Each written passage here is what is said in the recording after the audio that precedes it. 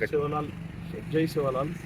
శివలాల్ అనేది అంటే ఏంటి అంటే దగ్గర దగ్గర 300 సంవత్సరాల కింద శివలాల్ అనే వ్యక్తి, భగవంతుని స్వరూపమైనటువంటి శివలాల్ గారు జన్మించడం ఆ టైంలో జరిగింది.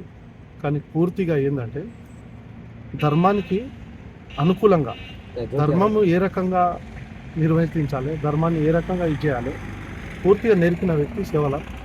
అలాంటి వ్యక్తి శివలాల్ను ఆ టైంలోనే కొందరు పడిరాని వాళ్ళు శివలాల్ను ఏం చేసినారంటే, ఈ శివలాల్ ఏదేదో చెప్తున్నాడు, మాయమాటలు చెప్తున్నాడు, ఇది నిజమా అబద్ధమా అని చెప్పేసి ఆ టైంలోనే ఒక దాంట్లో ఒక పళ్ళెంలో విషం పోసి శివలాల్ గారికి ఇవ్వడం జరిగింది.